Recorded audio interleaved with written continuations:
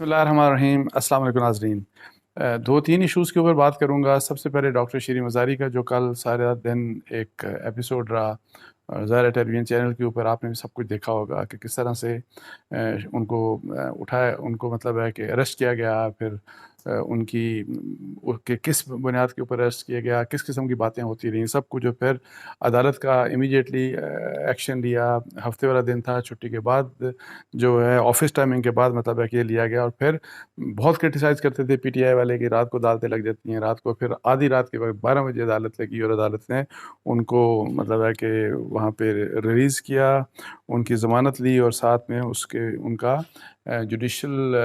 مطلب ہے کہ کمیشن بھی بنانے کا حکم دیا کہ جی تاکہ اس کی تحقیق کی جائے کہ کس طرح سے ان کو اریسٹ کیا گیا۔ اس کے علاوہ جو میں بات کروں گا وہ یہ کہ جی میں نے آپ کو کل کے ویلاگ میں بھی بتایا تھا کہ جی اسٹیبلشمنٹ کے ساتھ کچھ اکانومسٹ کی میٹنگ ہوئی، جس کو بڑا مس انٹرپریٹ کیا تھا شیخ رشید صاحب نے، اور انہوں نے کہا کہ جی وزیر اعظم کے لیے انٹرویوز دیے جا رہے ہیں۔ اس میں جو اکانومسٹ ملے تھے تو انفارمیشن میری یہ ہے کہ پی ٹی آئی کے شوکت ترین صاحب جو ان کے فائنانس منسٹر تھے، ان کی بھی ملاقات ہوئی۔ مفتاح اسماعیل صاحب جو اس وقت شہباز شریف صاحب کی حکومت کے وزیر خزانہ ہی کہہ لیں، ان کو وزیر خزانہ ہے مفتاح اسماعیل صاحب، وہ بھی ان کی بھی ملاقات ہوئی اسٹیبلشمنٹ سے۔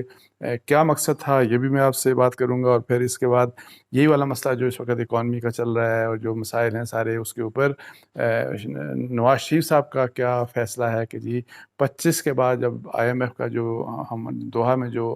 بات چیت ہو رہی ہے تو اس کے کنسیکوینس میں کیا فیصلہ کیا جانا چاہیے، ان کا فیصلہ کیا ہے یا ان کی رائے کیا ہے، اس کے اوپر بھی بات کروں گا۔ اور سب سے پہلے ڈاکٹر شیریں مزاری صاحبہ کی بات میں کروں گا کہ ان کے ساتھ جو بھی کچھ ہوا، ظاہر ہے ابھی بعد میں پتہ چلا کہ ڈی جی خان میں ان کے اگینسٹ کوئی اینٹی کرپشن کی کوئی ایف آئی آر تھی، اور جو ایف آئی آر جو درج کی گئی وہ بزدار صاحب کی حکومت کے دوران کی گئی، لیکن جب ان کو یہاں سے لے جایا گیا، جو فوٹیج سامنے آئی، کچھ اسلام آباد اپیرنٹلی اسلام آباد پولیس کی خواتین تھی جنہوں نے ان کو اریسٹ کیا، پولیس کی آفیسرز تھی جنہوں نے اس کو اریسٹ کیا۔ بعد میں پتہ لگا کہ ان کو لاہور اور ڈی جی خان لے کے جایا جا رہا ہے، لیکن ساتھ میں ہی دو قسم کی خبریں سامنے آ گئی۔ ایک تو یہ کہ چیف منسٹر پنجاب حمزہ شہباز صاحب کی طرف سے یہ حکم آ گیا کہ نہیں ان کو آپ فوری چھوڑیں، اور یہ کہ جی خواتین کے بارے میں کہ جی خواتین کے بارے میں ہمارا معاشرہ یا ہمارے اقدار یہ اجازت نہیں دیتی کہ ان کو اریسٹ کیا جائے، اس طرح کی بات انہوں نے کی۔ اچھا، دوسری بات اہم یہ ہے کہ عدالت کی طرف سے ایمان مزاری جو شیریں مزاری صاحبہ کی بیٹی ہیں، انہوں نے ایک کوئی شاید پٹیشن کی تھی، لیکن جو اسلام آباد ہائی کورٹ کے چیف جسٹس ہیں تمن اللہ صاحب، وہ گھر پہ موجود تھے، انہوں نے وہاں پہ اس کا مطلب ہے کہ اس کے اوپر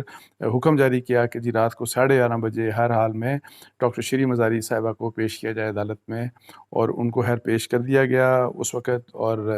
اس دوران دن میں مختلف مطلب ہے کہ اسپیکولیشن ہوتی رہی، لیکن حالانکہ فیکٹس وہ سامنے آ چکے تھے کہ جی کس بنیاد کے اوپر اریسٹ کیا گیا، اور پھر سارا کچھ وہی والی بات کہ اینٹی کرپشن کا کوئی کیس ویس تھا، پرانا کیس تھا، شاید آئی ڈونٹ نو کتنا پرانا کیس تھا،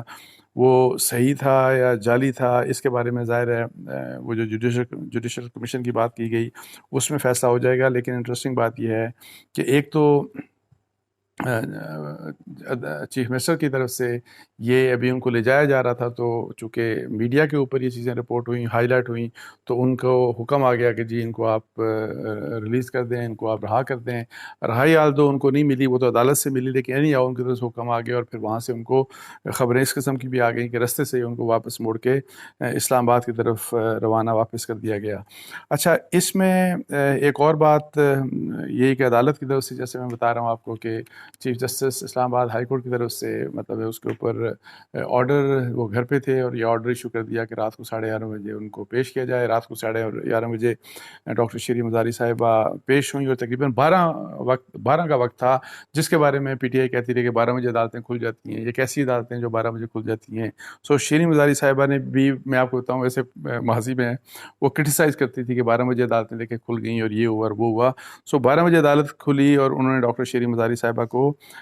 ریلیف دیا، اور جوڈیشل انکوائری کا بھی حکم دیا، ریلیف بھی دیا، اور اس کے اوپر، لیکن وہ جب عدالت کے اندر جا رہی تھی تو ان کا یہ کہنا تھا کہ مجھے شہباز شریف اور مجھے رانا ثناء اللہ صاحب، پرائم منسٹر شہباز شریف اور انٹریم منسٹر رانا ثناء اللہ کا نام انہوں نے لیا کہ انہوں نے مجھے اریسٹ کروایا. اور پھر جب وہ اندر جب چلی گئیں تو جب باہر واپس آئیں تو باہر آ کے انہوں نے جب میڈیا سے بات کی تو انہوں نے D G I S P R کو کہا کہ آپ سن لیں. ایک تو انہوں نے انٹیلیجنس ایجنسی سے بات کی اور پھر D G I S P R کو مخاطب ہو کر کہا کہ جی ہم امپورٹڈ حکومت کو نہیں مانتے. وہی والی بات کہ جی اگر آپ سازش میں شامل ہیں، یہ ہیں وہ ہیں. اور یہ یعنی کہ ان کا مطلب یہ تھا کہ یہ D G I S P R اور ایجنسیز نے مل کے کروایا ہے. اور پھر امپورٹڈ گام وہی جو ایک بیانیہ ہے جو بنایا جا رہا ہے، اور انفارچونیٹلی جس میں فوج کو آپ اس سازش میں انوالو کر رہے ہیں جو کہ سازش امریکہ کی ہے، یعنی کہ اس سازش کو فوج نے امپلیمنٹ کیا. انفارچونیٹلی اسی چیز کو دہرایا. کوئی ایویڈنس حالانکہ نہیں اس وقت کہ جی کس طرح سے آپ نے نام لے لیا کہ جی ویگو تھی، یہ تھی، وہ تھی، اور بس کہ جس طریقے سے مجھے اٹھایا گیا تو وہ انہوں نے اٹھایا ہوگا. تو یہ بات انہوں نے کی. اور اس سے پہلے ان کی جو بیٹی تھی ایمان مزاری صاحبہ، انہوں نے جب ان کی والدہ کو، ظاہر ہے وہ شی واز ویری اپسیٹ، لیکن اینی ہاؤ ان کی جو ایک ویڈیو بنی اور وہ جو ہے وہ ٹویٹر کے اوپر اور سوشل میڈیا کے اوپر چلی، اس میں وہ مطلب ہے کہ اداروں کے جو ادارے ہمارے ہیں ان کے ایک اہم جو ان کے عہدیدار ہیں ان کو ایک تھوڑی سی مطلب ہے کہ غلط لینگویج استعمال کر کے ان کو ٹارگٹ کر رہی تھی کہ انہوں نے یہ سارا کچھ کروایا. لیکن اینی ہاؤ یہ جو ساری چیزیں ہیں اس کا یہ والا اسپیکٹ کہ ایک تو خیر ظاہر ہے اگر ایک ایف آئی آر غلط تھی، اگر یہ جعلی کیس تھا، ڈاکٹر شیریں مزاری کو اس طرح پکڑا گیا بغیر کسی ساؤنڈ ریزن کے، تو یہ بڑی غلط بات ہے، ایسا نہیں ہونا چاہیے. اچھا دوسری بات یہ ہے کہ on part of Shireen Mazari صاحبہ اور ان کی بیٹی جو ہیں، کیا چونکہ ایک ان کا بیک گراؤنڈ ہے تو کیا یہ مناسب ہے کہ اداروں کو آپ بلا وجہ یعنی جب آپ کے پاس کوئی ایویڈنس نہیں ہے اور جس قسم کی رپورٹنگ ہو رہی ہے وہ کہہ رہی ہے کہ نہیں وہ اس وجہ سے ہوئے ہیں بیکاز شیریں مزاری صاحب ٹویٹس بھی کرتی رہی ہیں، بڑے کنٹروورشل ٹویٹس کرتی رہی ہیں، اوفینسو قسم کے اداروں کے اگینسٹ ٹویٹس کرتی رہی ہیں ریسنٹ پاسٹ میں. تو کیا اسی کی وجہ سے انہوں نے یہ سمجھ لیا ہوگا کہ مجھے یہ اریسٹ کیا گیا اور پھر اسی کی وجہ سے انہوں نے یہ کنکلوڈ کر دیا اور کہ جی یہ تو سارا مطلب اداروں اور D G I S P R کی بات کر کے. لیکن کیا دیکھیں اس میں مسئلہ صرف یہ ہوتا ہے کہ آپ جب اس قسم کی بات کرتے ہیں اور یہ جنرلی یہی بات پھر چونکہ ایک فیشن بھی ہوتا ہے ظاہر ہے اس طرح کی بات کرنا، تو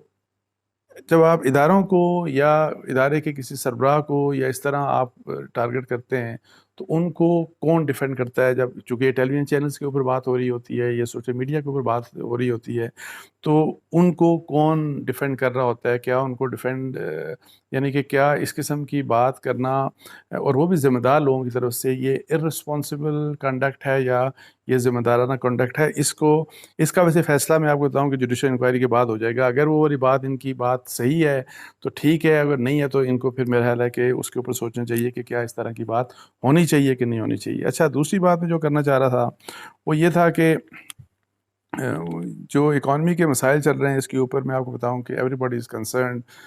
مطلب ہے کہ جو اگر سیاستدان اور ایون جو حکومت میں ہوں اپوزیشن میں ہوں وہ بھی بڑے کنسرن ہیں کہ پاکستان کا ویسے کیا بنے گا. سیاست میں حالانکہ بڑی نفرت ہے لیکن پاکستان کی اکانومی اور اس کے پاکستان کے اوپر جو امپیکٹ ہے، اللہ نہ کرے اگر جو غلط ہو جاتا ہے ڈیفالٹ، تو اس کے اوپر بڑی پریشانی ہے. تو اس پریشانی کے ساتھ ساتھ کہ یہاں پہ پریشانی ہے تو میں آپ کو بتاؤں کہ اسٹیبلشمنٹ میں بھی لوگ ظاہر ہے اس کے اوپر پریشان ہیں. اور یہ جو ابھی اکانومسٹ کی جو کہتے ہیں نا کہ جو بڑے بڑے جو ہمارے کچھ اکانومسٹ ہیں ان کی اسٹیبلشمنٹ کے کچھ لوگوں سے میٹنگ ہوئی تو وہ بھی اسی سلسلے میں میٹنگ ہوئی تھی اسی کنسرن کے بارے میں، اور وہ یہی تھا کہ جی آئی ایم ایف کے ساتھ بات چیت کہ جی کس طرح سے ہو، کیسے ہم اس پروگرام کو ریوائیو کر سکیں تاکہ پاکستان ڈیفالٹ نہ کرے. اور میری اطلاعات اب یہ ہیں کہ جی کنفرم میں آپ کو بتاؤں کہ شوکت ترین اور مفتاح اسماعیل صاحب یہ بھی ان میٹنگز میں شامل تھے اور وہاں پہ ڈسکشن کا مقصد یہ تھا اور یہ میں نے کنفرم کیا، اس میں مقصد یہ تھا کہ جی کس طرح سے ایک تو یہ کہ وہی آئی ایم ایف کا پروگرام تھا کہ پاکستان ہر حال میں سیکیور کر لے اور پاکستان تاکہ ڈیفالٹ سے بچ لے، اور دوسری یہ بات کہ جو یہ حکومت اب چونکہ شہباز شریف صاحب کی حکومت ان کے ساتھ بات چیت کر رہی ہے، تو ایک یہ تھا کہ باقی جو ہیں جو لوگ ہیں جو اکانومسٹ ہیں اور خاص طور کے اوپر جو پی ٹی آئی ہے اپوزیشن میں، چونکہ مینلی پی ٹی آئی ہے، شوکت ترین صاحب سے بھی یہ ریکویسٹ کی گئی کہ آپ سپورٹ کریں حکومت کو، یا جو آئی ایم ایف کا ساتھ جو پروگرام ہوگا اس کو سپورٹ کریے گا، تاکہ اس میں کنٹروورسیز پیدا نہ ہوں اور کوئی کسی قسم کی ایسی سگنل، کوئی کنفیوز سگنل مطلب باہر نہ جائے۔ تو اس کے اوپر شوکت ترین صاحب نے ان کی کچھ اپنی ریزرویشنز تھی، انہوں نے کہا کہ ہماری پالیسی یہ تھی کہ ہم جون تک یہ جو ہے سبسڈی دیں گے، جو کہ نہیں دی جا سکتی، میں آپ کو بتاؤں، پھر ہمیں پروگرام نہیں ملے گا۔ لیکن اتنا مجھے میں آپ کو بتاؤں کہ شوکت ترین صاحب ظاہر ہے وہ بھی پاکستان کے خیر خواہ ہیں، اکانومی کو اچھا وہ سمجھتے ہیں، ان کو پتہ ہے کہ اس کے کیا کنسیکوینسز پاکستان کے لیے ہوں گے۔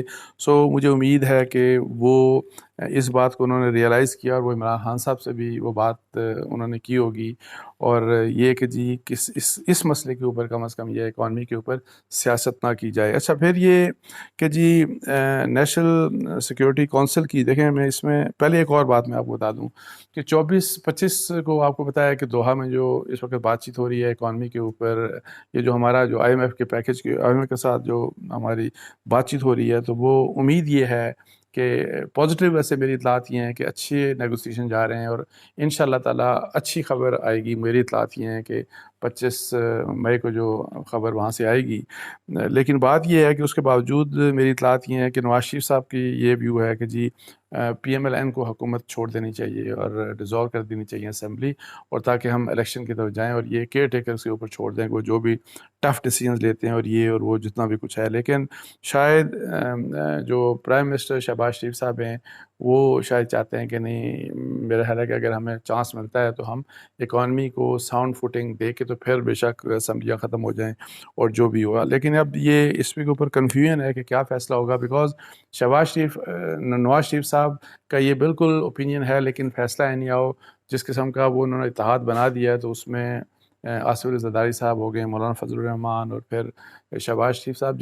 جن کا صرف رابطہ اب آپ کو پتہ ہے کہ نواز شریف صاحب کے ساتھ نہیں بلکہ اداروں کے ساتھ بھی ہے اور اپنے اتحادیوں کے ساتھ بھی ہے، تو وہ فیصلہ کیا ہوگا یہ بڑا انکلیئر ہے کہ اسمبلیاں یہ چلیں گی، یہ ختم ہو جائیں گی، کیئر ٹیکر ابھی جلدی آ جائے گی یا تھوڑا عرصے بعد آئے گی اس کے اوپر۔ اچھا، اس میں آخر میں ایک اور بات کر دوں کہ اس میں جو میں بار بار کہہ رہا ہوں کہ ایک تجویز ہے جو میں بار بار دے رہا ہوں، اور میری دعا ہے کہ اللہ تعالیٰ کہ کوئی سن لے اس کو اور اس کے اوپر عمل ہو جائے، وہ یہ کہ نیشنل سیکیورٹی کمیٹی کی میٹنگ میں یہ کہتا ہوں کہ تمام سٹیک ہولڈرز کے ساتھ آپ بلائیں، اور اس میں 2 ایشوز کے اوپر بات کریں، ایک اکانومی کے اوپر اور ایک پالیٹکس کے اور الیکشنز کے اوپر۔ اکانومی پاکستان کو بچانے کے لیے چونکہ بڑا ضروری ہے، میں اس لیے بار بار کہتا ہوں تمام سٹیک ہولڈرز کو بلائیں کہ اکانومی کے اوپر آپ تاکہ ایک کنسنسس ڈیسیجن لیں،